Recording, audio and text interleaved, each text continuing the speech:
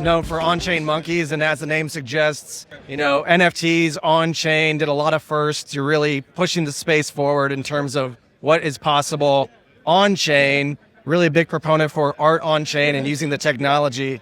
What are you excited about? And tell us a little bit about where Onchain Monkeys has gone from its original roots to where it's going today. We're exploring digital ownership, what it means to actually own something digitally.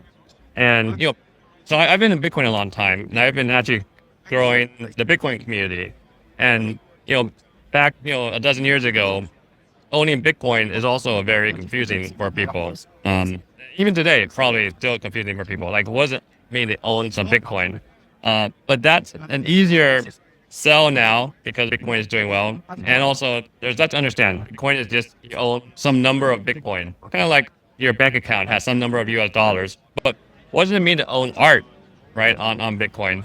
Or art in general, that digital art. So we had this growing kind of art movement on Ethereum the last couple of years. It's still relatively small. And now Bitcoin too, even smaller.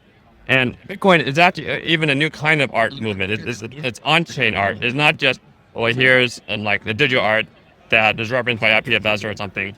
Like you actually have to put the art, visual or audio, whatever type of art it's code-based, generative art, on Bitcoin itself. And we have this protocol, Ordinals protocol, that renders it and tracks ownership using the Bitcoin ledger. So this idea of that you can own this on-chain art on Bitcoin, that's new.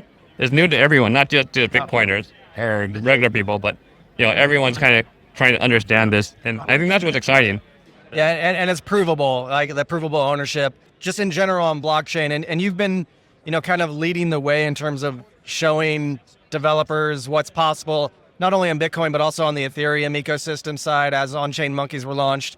Speak to some of the capabilities that you think are important to understand about NFTs and ordinals on Bitcoin that may or may not be possible on Ethereum, and maybe vice versa.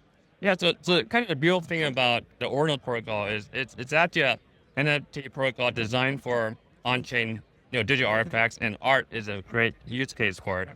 And also there are a few techniques with Ordinals like recursion and parent-child provenance that really work well with the Bitcoin blockchain, and also for art. So recursive inscriptions. You can reference previous inscriptions.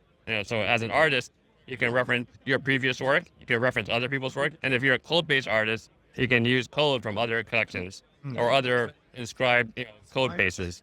So does that speak to some of the detractors that say, well, what about all the smart contract capabilities that you're leaving behind on Ethereum? Like what do you think is possible on Bitcoin as well? Everything and more? Yes, for if you are kind of a smart contract artist, you can do actually a lot of code-based art on Bitcoin. So, and it's a different way to do it, which actually I think is quite significant and meaningful. Yeah.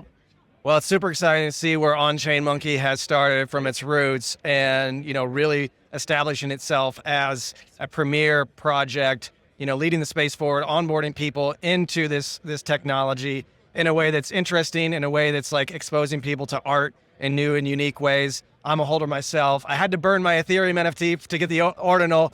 Happily did it. Super excited where the whole collection is going. And thanks, Danny, for taking time to talk to us today. And we look forward to the future of Onchain Monkey. Awesome. All right. Awesome. Thank you.